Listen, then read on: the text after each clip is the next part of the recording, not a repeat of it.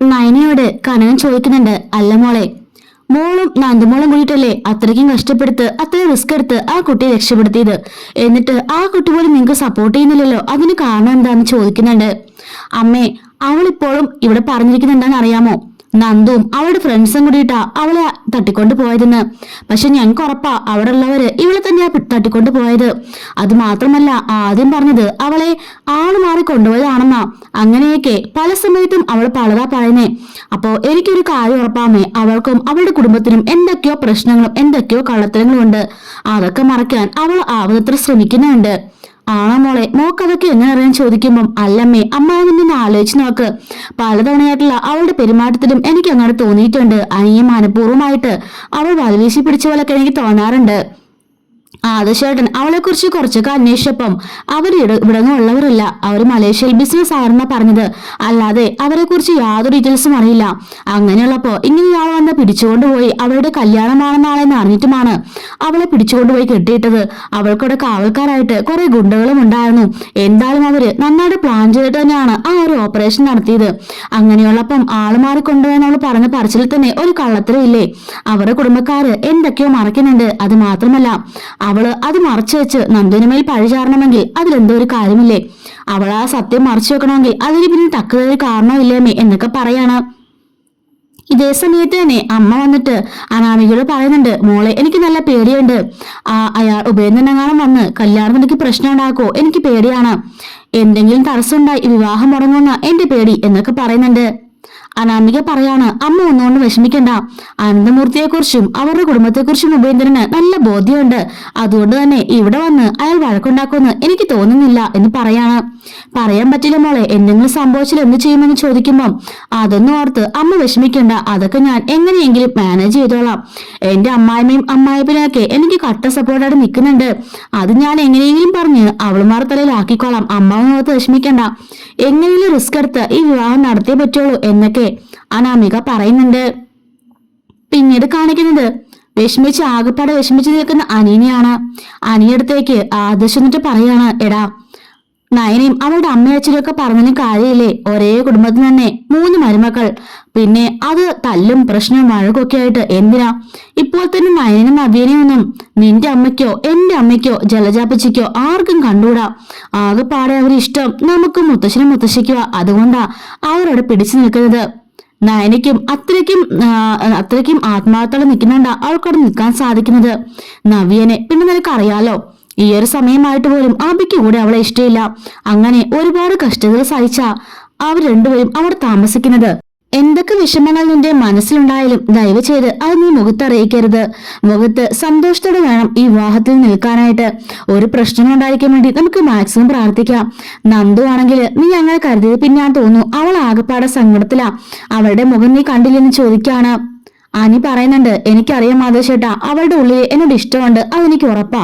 പക്ഷെങ്കില് അവള് നയനേച്ചി പറഞ്ഞ പിന്നെയാ അവൾ എന്റെ അടുത്തുനിന്ന് മാറി നിൽക്കുന്നത്. പലതവണ അവളോട് ഞാൻ ചോദിച്ചതാ എന്നെ വിവാഹം കഴിക്കാവോന്ന്.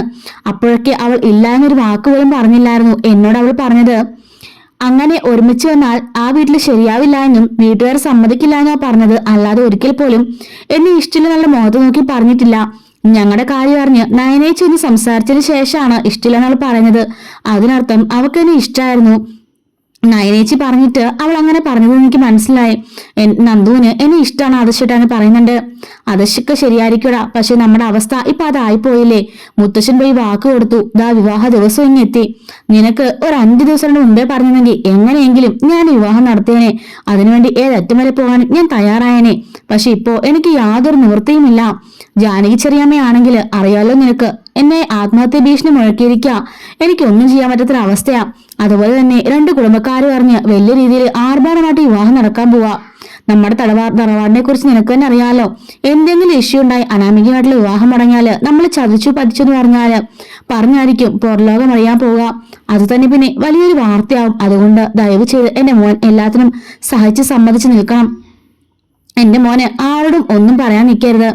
നന്ദു ഇവിടെ തന്നെയുണ്ട്. വിവാഹത്തിന് ശേഷം അവളും കുടുംബം അവളുടെ വീട്ടിലേക്ക് പോകും. മോൻ പുതിയൊരാളായിട്ട് അനന്തപുരിലേക്ക് ഇനി വരണം. എല്ലാം ഈ മണ്ഡപത്തിൽ വെച്ചിനെ ഉപേക്ഷിക്കണം എന്നൊക്കെ ആദർശ് അവനെ പറഞ്ഞ് മനസ്സിലാക്കുന്നുണ്ട്. അങ്ങനെ നന്ദും അച്ഛനും മണ്ഡപത്തിലേക്ക് വരുന്നുണ്ട്. നന്ദു വിഷമിച്ച് ആ മണ്ഡപത്തിന് ഒരു സ്ഥലത്ത് പോയി ഇരിക്കായിരിക്കും. അപ്പോഴേക്കും അങ്ങോട്ടേക്ക് ഒരു പൂജാരി വരുന്നുണ്ട് കേട്ടോ. അങ്ങനെ കരഞ്ഞു കലങ്ങിയിരിക്കുന്ന നന്ദുവിനെ കണ്ടിട്ട് വിഷമങ്ങളൊക്കെ ചോദിക്കുമ്പോൾ നന്ദു ഒന്നും പറയുന്നില്ല കേട്ടോ. അയാള് പറയാണ്, തന്റെ വിഷമം എന്താണെന്ന് എനിക്ക് മനസ്സിലാവുന്നുണ്ട്. മോൾ ആഗ്രഹിച്ച പുരുഷൻ മോളെ ഇട്ടിട്ട് പോവാണല്ലേ, മോള് വിഷമിക്കണ്ട. അയാളിപ്പോ ജീവിക്കാൻ പോകുന്ന ഈ ജീവിതം അയാൾക്ക് ശാശ്വതമല്ല. എന്നാണെങ്കിലും ഒരിക്കൽ അയാൾക്കൊരു ജീവിതമുണ്ടെങ്കിൽ അത് തന്റെ കൂടെ മാത്രമായിരിക്കും. ഇപ്പോൾ നടക്കാൻ പോകുന്ന വിവാഹത്തിലൂടെ ഒരിക്കലും അവന് നല്ലൊരു ജീവിതം കിട്ടാൻ പോകുന്നില്ല. കറങ്ങി തിരിഞ്ഞ് അവൻ തന്റെ അടുക്കലേക്ക് തന്നെ വരും. തനിക്ക് ഒരു ദാമ്പത്യ ജീവിതം ഉണ്ടെങ്കിൽ അത് അയാളുടെ കൂടെ മാത്രമായിരിക്കും എന്നും ഇയാൾ പറയുന്നുണ്ട്. അതിന്റെ അർത്ഥം നമുക്ക് മനസ്സിലാക്കാം. നാളെ നടക്കാൻ പോകുന്നത് അനാമികയും അനിയുമായിട്ടുള്ള വിവാഹം തന്നെയാണ്. നന്ദു അത് കണ്ട് കരഞ്ഞു കലങ്ങിക്കൊണ്ടായിരിക്കും അവളോടൊന്ന് പോവാൻ പോകുന്നത്. നന്ദുവിന് തന്നെ ഇഷ്ടമാണെന്നുള്ള കാര്യമൊക്കെ അനി മനസ്സിലാക്കുന്നുണ്ട്. എല്ലാരും അനിയും അനാമികയുമായിട്ടുള്ള വിവാഹം നടക്കാൻ പാടില്ല, നന്ദുവായിട്ടുള്ള വിവാഹം നടക്കാനേ പാടുള്ളൂ എന്ന് പറയുന്നുണ്ടല്ലോ.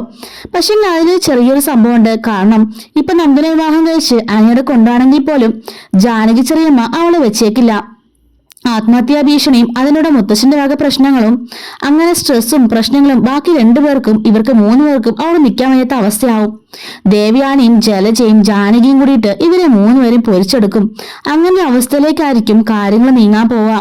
അതുകൊണ്ട് തന്നെ ഇനി സംഭവിക്കാൻ പോകുന്നത് ജാനകി അനാമികയുടെ കള്ളത്തരമെല്ലാം മനസ്സിലാക്കണമെന്നുള്ളതാണ്. അനാമിക പക്കാ ഫ്രോഡാണ്, ആ കാര്യം മറ്റാർക്കും അറിയില്ല. അങ്ങനെ അനാമികയും അനിയുമായിട്ടുള്ള വിവാഹം നടന്നതിന് ശേഷമാണ് എല്ലാവരും അറിയേണ്ടത് അനാമിക പക്കാ ഫ്രോഡാണെന്നും അവളും ഇവനുമായിട്ട് യാതൊരു യോജിപ്പില്ലാന്നും. അങ്ങനെ ജാനകി തിരിച്ചറിവോടുകൂടി തന്നെ നന്ദുവിനെ സ്വീകരിക്കാൻ വേണം. അതാണ് ഇനി സംഭവിക്കേണ്ടത് കേട്ടോ. അങ്ങനെ നന്ദു ഇയാള് പറഞ്ഞ കാര്യങ്ങളെല്ലാം ഇങ്ങനെ കേട്ടുകൊണ്ടിരിക്കുകയാണ്. അവൾ ആകപ്പാടെ സങ്കടത്തില് വിഷമത്തിലും ഇരിക്കുന്നുണ്ട്. ഇയാൾ പറഞ്ഞ കാര്യങ്ങളൊക്കെ കേട്ട് നന്ദു ഞെട്ടലോട് തന്നെ കേൾക്കുന്നത്. കാരണം ഓൾറെഡി തന്നെ പറഞ്ഞു കഴിഞ്ഞു അനിക്ക് 2 വിവാഹമുണ്ടെന്ന്. വാഴക്കല്യാണം നടത്തിയെങ്കിലും ആർക്കും തന്നെ അതിൽ യാതൊരു വിശ്വാസവും വരുന്നില്ല. അങ്ങനെ ആദ്യമായി വിവാഹം കഴിക്കുന്ന രീതിയിൽ അനാമിക വിവാഹം കഴിച്ചതിന് ശേഷം അനി ഒരുപാട് സ്ട്രഗിൾ ചെയ്തും ബുദ്ധിമുട്ടിയും വിഷമിച്ചും അവളുടെ പ്രശ്നങ്ങളെല്ലാം എല്ലാവരും തിരിച്ചറിഞ്ഞും അവൾ പ്രശ്നക്കാരിയാണെന്നും എല്ലാവരും മനസ്സിലാക്കിയതിനു ശേഷം നന്ദുവിന്റെയും നയനയുടെയും നവിയുടെയും അവരുടെ ആ ഒരു കുടുംബത്തിന്റെ സ്നേഹവും ആ ഒരു മഹത്വവും ഒക്കെ തിരിച്ചറിഞ്ഞ് നന്ദുവിന്റെ ആ ഒരു അവനോടുള്ള സ്നേഹമൊക്കെ തിരിച്ചറിഞ്ഞിട്ട് അവസാനം ജാനകി തന്നെ നന്ദുവിനെ അനിയുമായിട്ട് ചേർത്ത് വെക്കായിരിക്കും. ഇതൊക്കെ ആയിരിക്കാം ഇനി നടക്കാൻ പോകുന്ന കേട്ടോ. എന്തായാലും നാളത്തെ പ്രോമോ ആണിത്. നാളെ രാവിലെ തന്നെ നമുക്ക് സ്റ്റോറി വരുന്നതായിരിക്കും. ആ സമയത്ത് നമ്മൾ ഉടൻ തന്നെ ആ വീഡിയോസും അപ്ലോഡ് ചെയ്യുന്നതായിരിക്കും കേട്ടോ. ഡെയിലി ഇതുപോലെ പ്രോമോസ് റിവ്യൂസ് ഒക്കെ കേൾക്കാനായിട്ട് വരാനിരിക്കുന്ന സ്റ്റോറീസുമാണ് നമ്മുടെ ചാനൽ ഇപ്പോൾ തന്നെ സബ്സ്ക്രൈബ് ചെയ്ത് സപ്പോർട്ട് ചെയ്യണേ. അതുപോലെ വോയിസിൽ പ്രശ്നങ്ങൾ ഒരുപാട് പേര് പറഞ്ഞു, അത് മാറ്റാൻ ശ്രമിച്ചിട്ടുണ്ട്. അത് മാറില്ല എന്നുണ്ടെങ്കിൽ കമന്റ് ഒന്ന് ചെയ്ത് സപ്പോർട്ട് ചെയ്യണം കേട്ടോ.